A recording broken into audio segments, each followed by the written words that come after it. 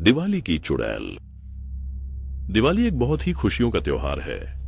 यह भारत का सबसे बड़ा त्योहार है जहां हर परिवार इसे बहुत धूमधाम से मनाता है। लेकिन अगर हम आपसे कहें कि मणिपुर में एक गांव है जहां लोग दिवाली के दिन अपने घर से बाहर कदम भी नहीं रखते हैं, क्या हो अगर हम आपसे कहें कि वहां ऐसा एक गांव है जहां दिवाली खुशी का त्योहार नहीं है, बल्कि एक ऐसा त्योहार है जिससे हर कोई डरता है। करीब 400 साल पहले मणिपुर के एक गांव में एक खूबसूरत महिला रहती थी जो काला जादू करती थी।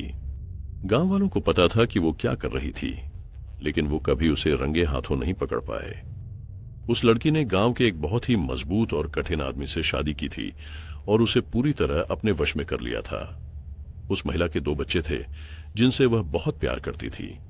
वह अपने बच्चों पर काला जादू करती थी ताकि उन्हें बुरे शक्तियां मिल जाएं और एक दिन वे गांव पर राज करें।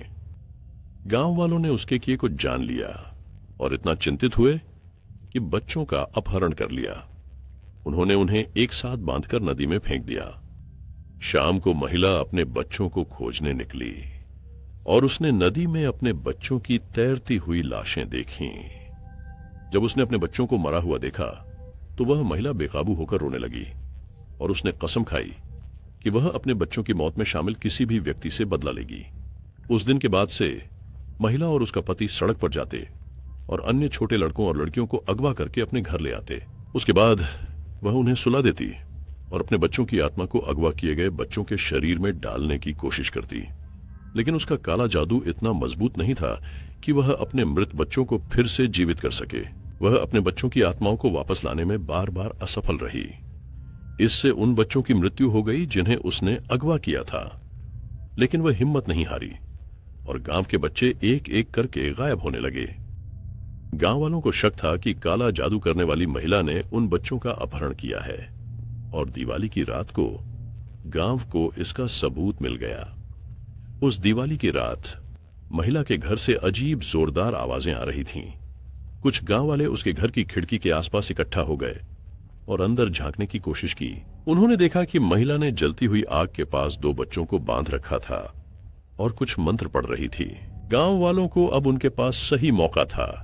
वे उसके घर में घुस गए और महिला और उसके पति को एक खंभे से बांध दिया।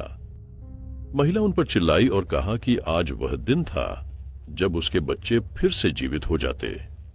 उसने गांव वालों से उसे छोड़ देने की विनती की, लेकिन किसी ने उसकी बात नहीं मानी।